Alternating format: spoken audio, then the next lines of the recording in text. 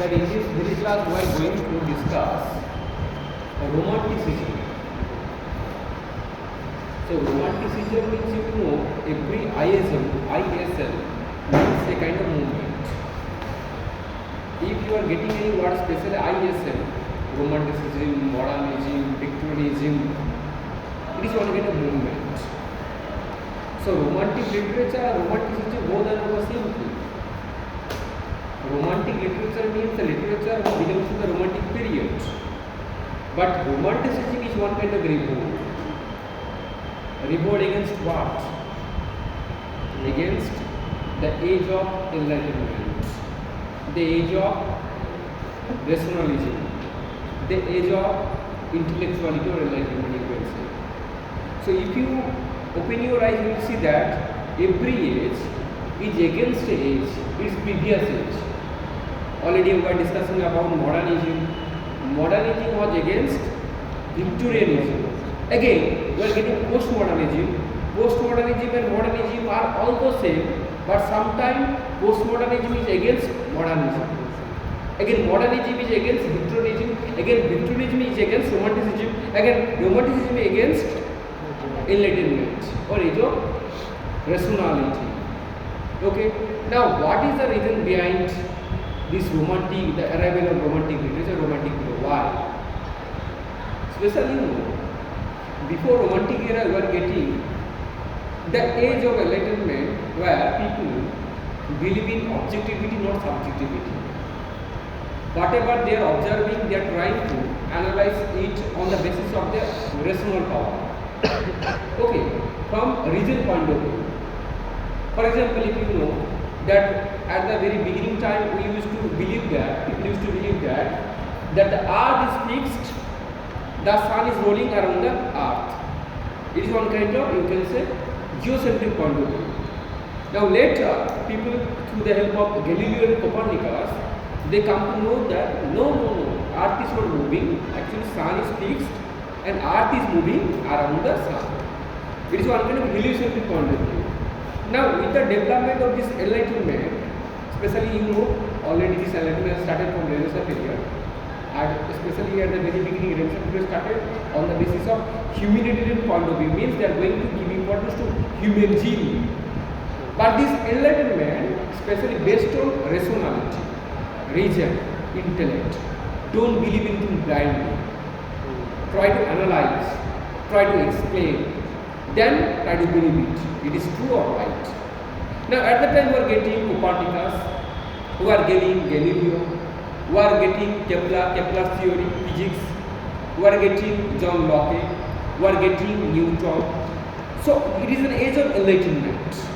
Okay, there is no place for imagination, there is no place for sensibility, there is no place for heart, emotion, there is no place for idealization, there is no place for glorification. Everything is coming out from witty dialogue, wit, reason, intellect. Understood? Yes, sir. Now, mainly two factors are there. Really, besides this enlightenment, there are two factors are there. One is French Revolution, one is Industrial Revolution, not American Revolution.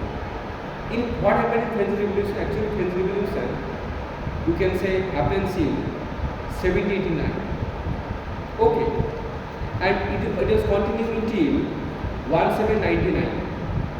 And why French Revolution comes? The reasons I am discussing. Try to listen. The reasons behind this French Revolution. Okay. First one is, you know, that widespread discontent with the French monarchy and the poor economic policies of King Louis XVI. Now, you can say the king was in the name of King Louis XVI, who is not a good ruler. Who is not a good ruler, all the time torturing the people. And whatever the rules he has proposed or introduced, it is not good for the people. Okay. Secondly, there was rumor that probably the king has ordered to kill the people of this country. It was a rumor. As a result, people started a revolt against this king in the place Bastille. Third reason was social inequality in France due to estate system. You know, estate system means like the previous time, the feudalistic system. The three estate system is there. In the first part, they are very large, then some monarchy, then community.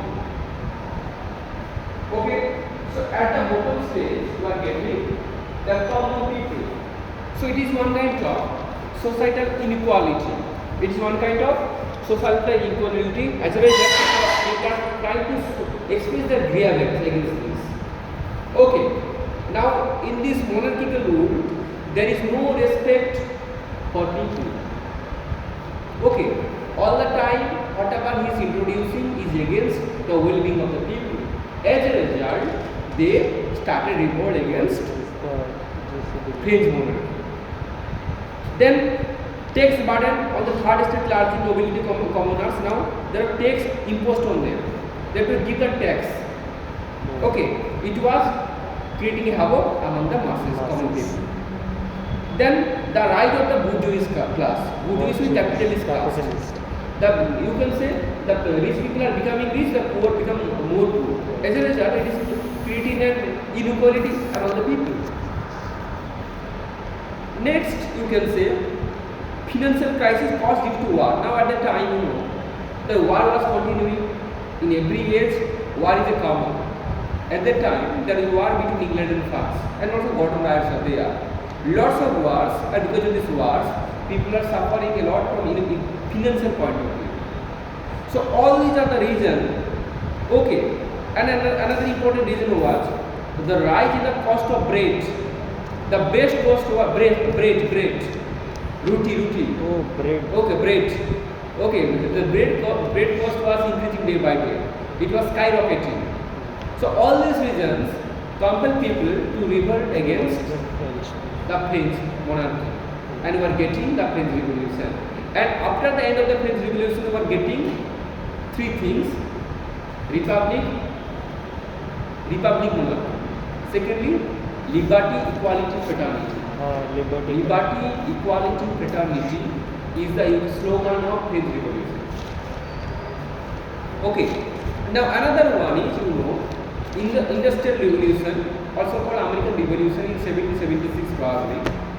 And because of Industrial Revolution, many industries are coming out. As a result, pollution is there. Nature is going to be disregarded. Okay. So lots of reasons are there behind it. And also, you know, child labor. Okay, child labor. People, small boys are working. People are working more. So as a result, people are going to be defeated from this normal natural life. Okay, people are going to be defeated from the natural life. Okay, so all these are the factors regarding the coming out of Romanticism. Why people are preparing the Romantic period? Why Romantic period is coming out? Okay, now if you start about the Romantic period from 1798, actually it is said that the publication of Lyrical Ballad in 1798 is the starting point of Romantic period. But although Romantic period has already started in Rome, especially pre-Romantics are there, William Blake, Thomson, Cowper. So all are called transitional Romantic poets or pre-Romantic poets. Now these writers already paved the way for Romanticism. Now later, especially by the hand of William Wordsworth, Coleridge, Shelley, Southey, Byron, they played an important role in the development of this Romanticism. Now if I ask you who is the father of Romanticism? Those who paved the way. Rousseau is called the father of Romanticism. Rousseau is called the father of Romanticism, but father of Romantic literature, Wordsworth. And a German writer in the name of Friedrich Hegel has coined the term Romanticism. Okay, now we are discussing about the Romantic period in general. Okay, Now, if you are going to start the Romanticism, you have to keep in mind that some writers are there, some factors are there who has influenced Romanticism extremely. First one is Rousseau's return to nature. Rousseau's R-O-U-S-S-E-A-U Rousseau R-O-U-S-S-E-A-U Rousseau. His doctrine, the return to nature. Return to nature. Okay, so it was a slogan, you can say, the main motive of Rousseau, and that's why Rousseau is called the father of Romanticism. Rousseau's return to nature means a return to simple life of country form, a return to medievalism, a return to glorification of childhood. So return to nature means a return to medieval life, return to the common human life, return to glorification of childhood. So this was the slogan of return to nature, and Rousseau plays an important role in this Romanticism. Understood or not? Besides, Immanuel Kant is here, especially Immanuel Kant has impact on this Romanticism. Besides, Goethe, also romantic writers, okay, and also Schiller, Friedrich Schiller. So all these writers are there who have a great impact on Romanticism. Now, in this Romantic period, when you are starting, and you are getting lyrical ballads, and these lyrical ballads published by in 1798, and this 78 is called the starting point of Romanticism. It is called the starting point of Romanticism is called the publication of lyrical ballads. Okay, although before that already Romanticism has started. Although before it the Romanticism has started, but according to many writers, that publication of lyrical ballads with the help of Wordsworth and Coleridge. Actually, lyrical ballads having 23 poems. Okay, in lyrical ballads there are 23 poems. Okay, 90 poems are written by William Wordsworth and 4 poems are written by Coleridge. Now this lyrical ballads is the amalgamation of both Wordsworth and Coleridge. Understood? Now this lyrical ballads is the starting point of Romanticism. And lyrical ballads, the first poem was Rhyme of Dancing Melody, and the last poem was Tintanet. First poem was Rhyme of Dancing Melody, water, water, water, everywhere water, and the last poem was Return to Tintanet.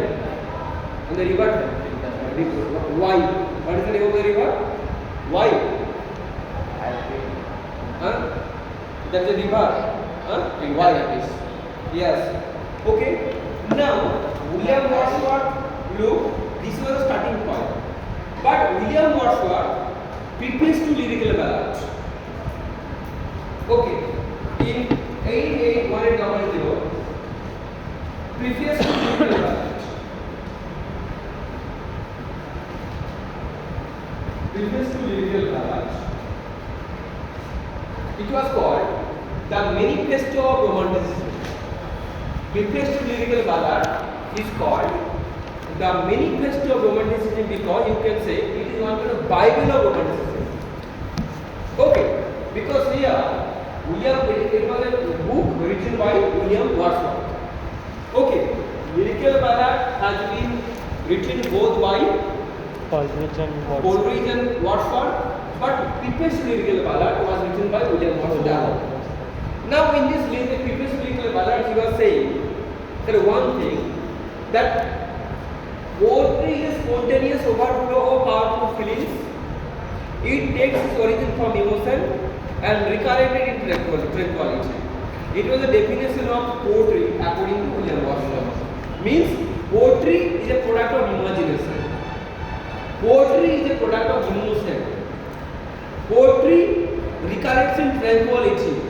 Tranquility is just, you can say, hallmark of every romantic poetry. Tranquility. emotion, imagination.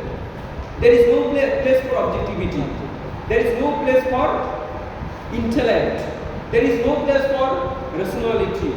Everything will be regarded on the basis of imagination. That's why, if I ask you what do you mean by romanticism? Romanticism is one kind of idealized view of reality. Idealized view of reality means, suppose it is going to rain. It is going to rain, or it is about to rain. Now the sky is extremely cloudy. Okay, it's for an inclement weather. Now the common people will think, already I told, the common people will think that it will rain. But you will say, as a literature student, you will say, probably the sky is going to cry. The sky is going to cry. It will burst into tears. Because you are trying to express your idealized view of reality.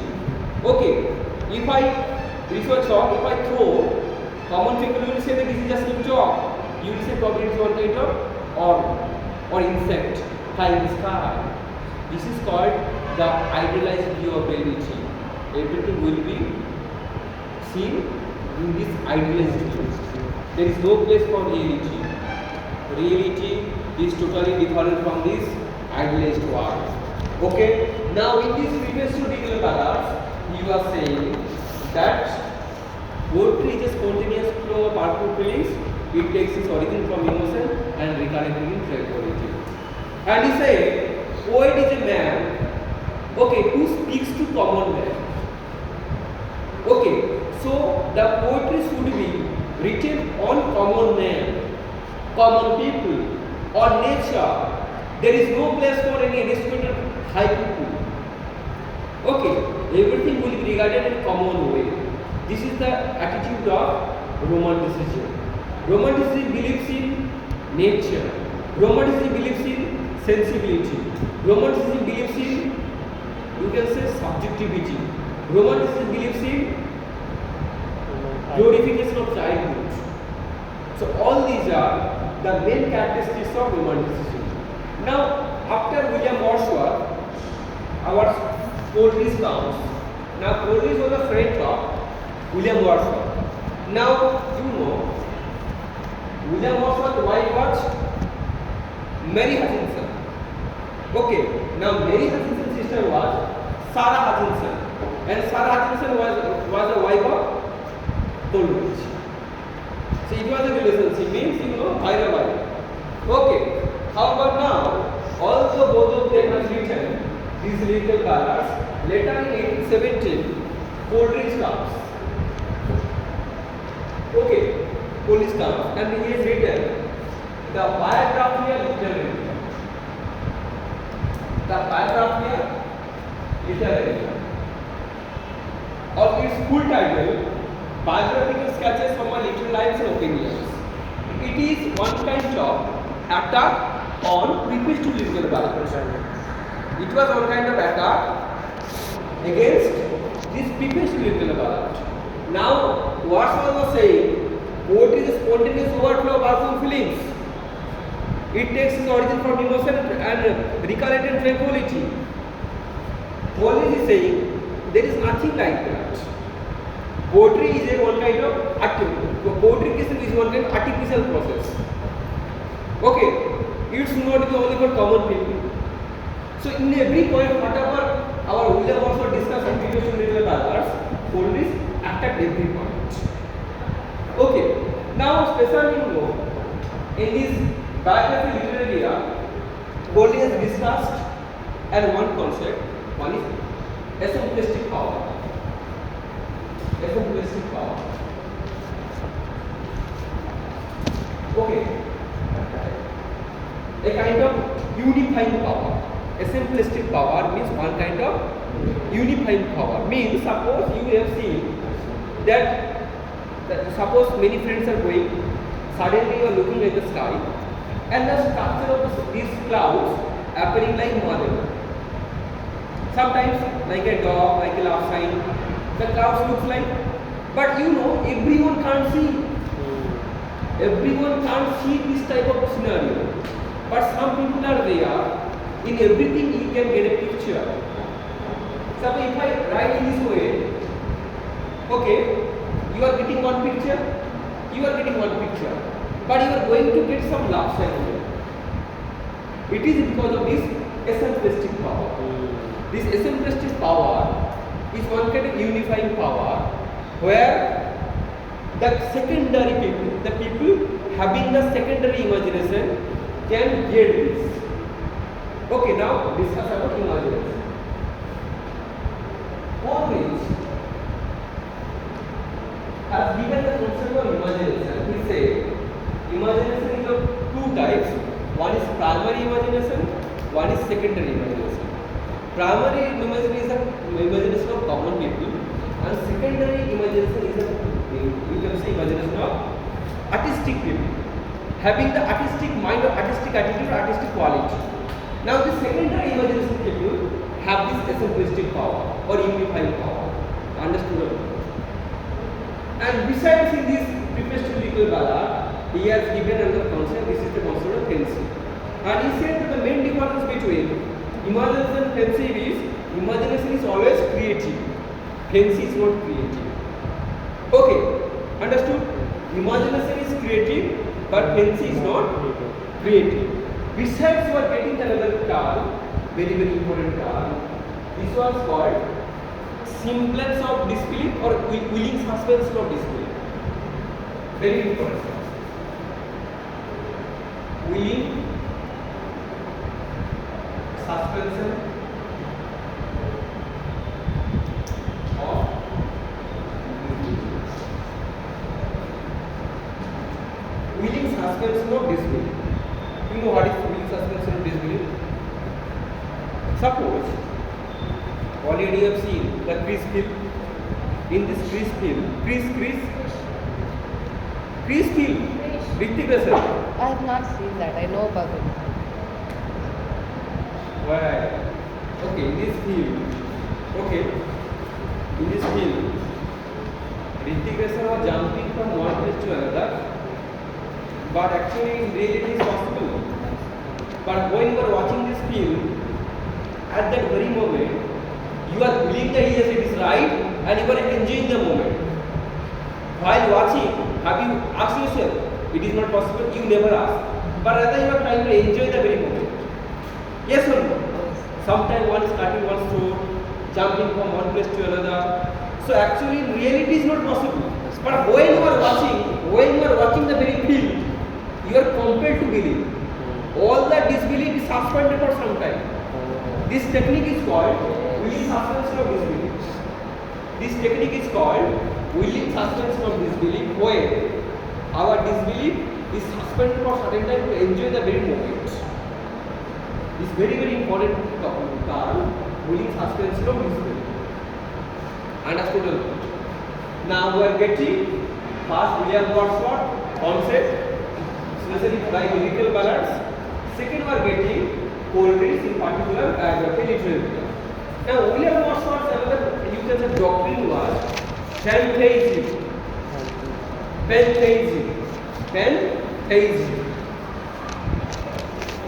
Now pantheism, actually, this pan means all. Theism means believing in God. Okay, believing in God. Now, if you try to know this pan word, actually no. In a mythical story, there is a man who is half god, half man. Okay, there is a story. And Demigod. Huh? Demigod. He was a demigod type or having lots of gods are there. Now this very character is being loved by all God. As he is being loved by all God, from this very concept we are getting the pan. Pan means all. Now pantheism means a kind of belief, especially developed by William Wordsworth, which says that God is everywhere. Everything is God, God is everything. God is omnipotent, omnipresent, omniscient. God is everywhere. That's why we are getting the concept of Horimic story, where Prahlada is saying, Father, God is everywhere. In this pillar there is in God. Yes. Now Horimic breaks the pillar, suddenly Narasimha comes out and here is father apart. Okay, so God is everywhere. You don't know. Harinukas's story. Karna's story. Narasimha avatar. Oh,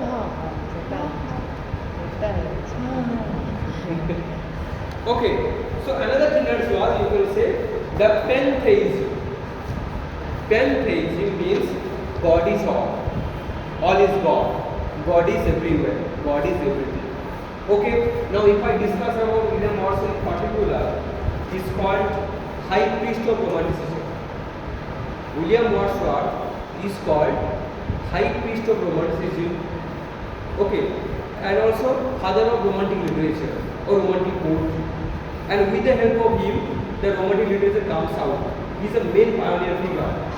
Now, another term, late school of poets.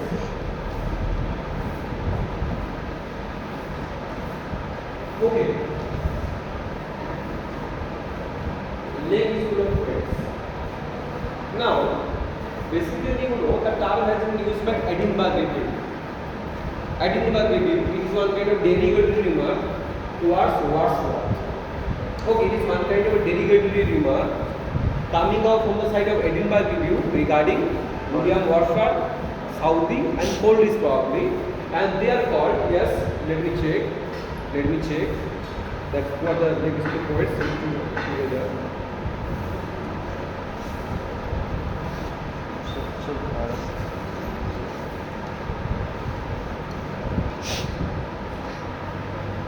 Yes, William Wordsworth, Coleridge, Southey. Okay, it was coined by Francis Jeffrey in his Edinburgh Review, and actually these three writers used to stay in the Lake District of England. Okay, these three writers used to stay in the Lake District of England, and because of this reason, the three writers called the Lake School of Poets. By who? Francis Jeffrey. Edinburgh Review.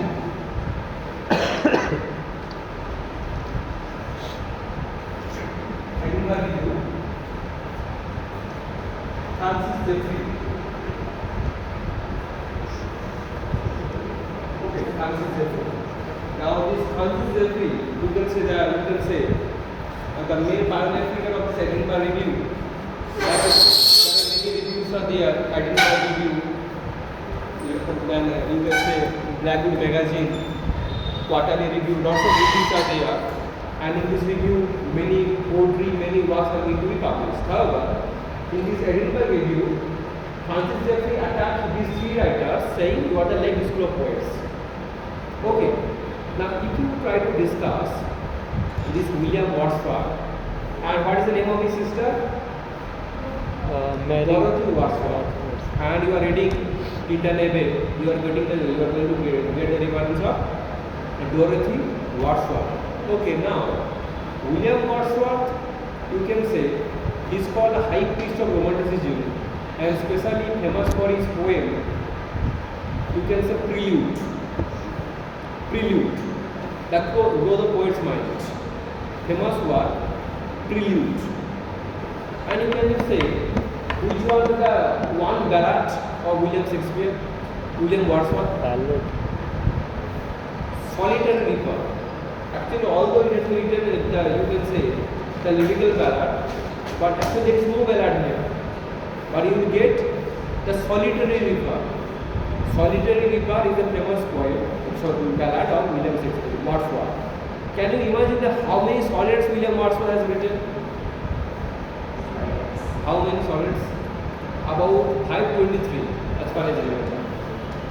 And he was last writer who has written such sonnets. William Wordsworth.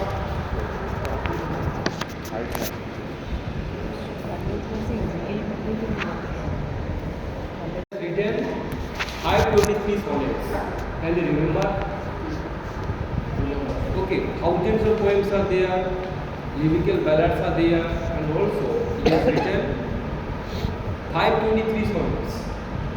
Okay, now Prelude is there, and also you can say it is also called the growth of poet's mind. Then you are getting the decoding. Okay, decoding you know. Another important form, Pinton Rebbe, rhyme of the is written by Coleridge. And if you start with Coleridge, you are going to get, especially Coleridge is one kind of a, you can say, that dejected writer, a dejected poet. He is famous for dejection and all the time. Actually, what happened, what I remember, there was a misunderstanding between him and his wife, Sarah Hutchinson. All the time there was a quarrel between them, and maximum time he used to take alcohol, and especially and because of this reason, the maximum poet are alcoholic poet. Alcoholic poet, dejection he is taking by taking opium. There are other people, poem was Kubla Khan. Yes, sir. Okay, Kubla Khan. So Ode to Nightingale. Ode to Nightingale. Ode to not Nightingale. Kubla Sorry, Khan. sir. Ode to not that one. Sir, Tintin. Ode to Nightingale. No, Ode to Nightingale by kids. Sir, there was a line no that he will drink. He feels to drink. Sorry, he will feel. Actually, the Nightingale or to Nightingale or to the Nightingale. That there is a difference. To a Nightingale. Huh? The Nightingale. Or the to a Nightingale. or to a or to the. There is a difference. Oh, see. Oh, What to a Nightingale?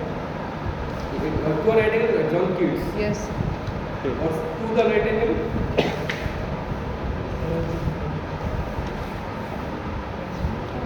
Sorry, so it was to a skylar and to the skylar. Okay, one comparison was there. One is to the skylar. Okay, it was by William Wordsworth, and to a skylar by Percy Bysshe Shelley. Okay, to the skylar by William Wordsworth, to a skylar by Shelley. Now this there are many romantic poets are there. Write down first generation romantic poets and second generation romantic poets. First generation romantic poets and second generation romantic poets.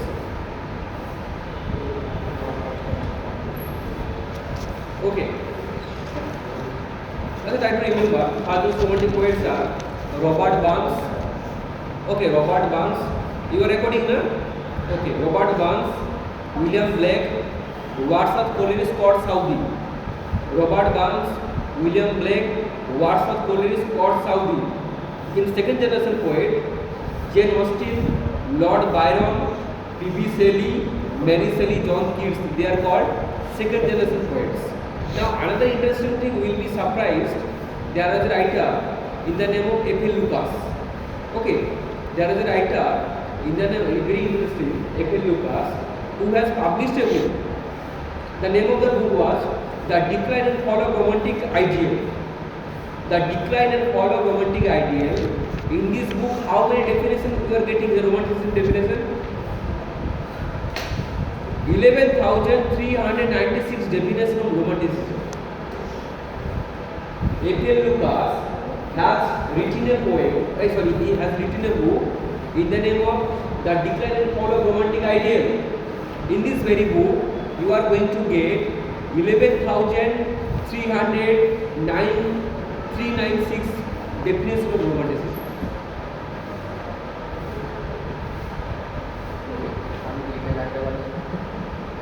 Okay.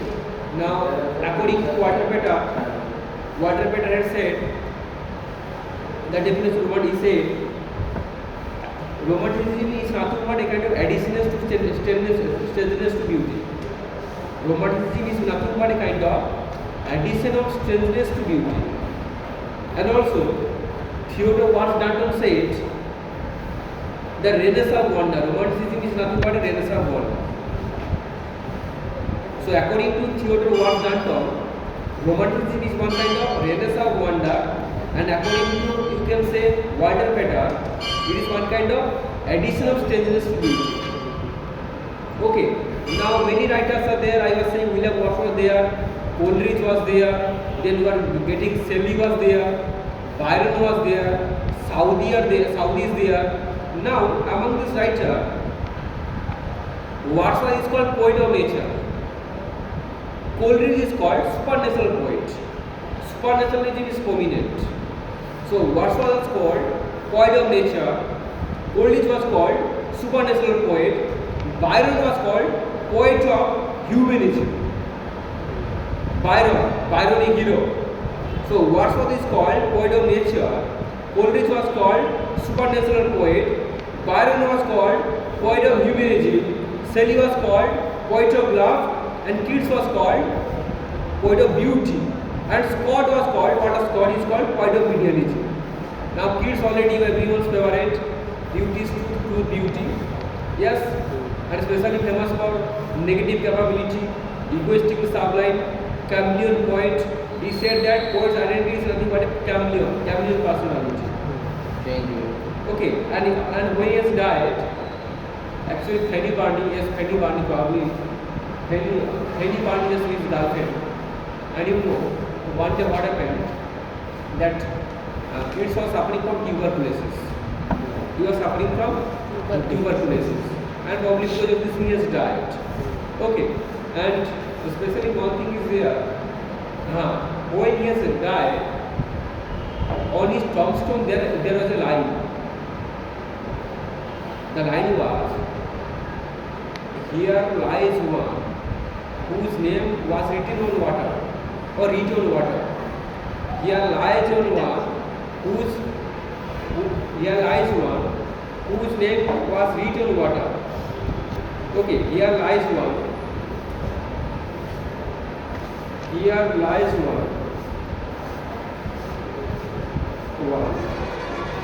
whose name, yes, here lies one whose name was written on water. Here lies one whose name was written in water. In It was In water. in water. It was the name line which was inscribed on the tombstone burial of John Keats.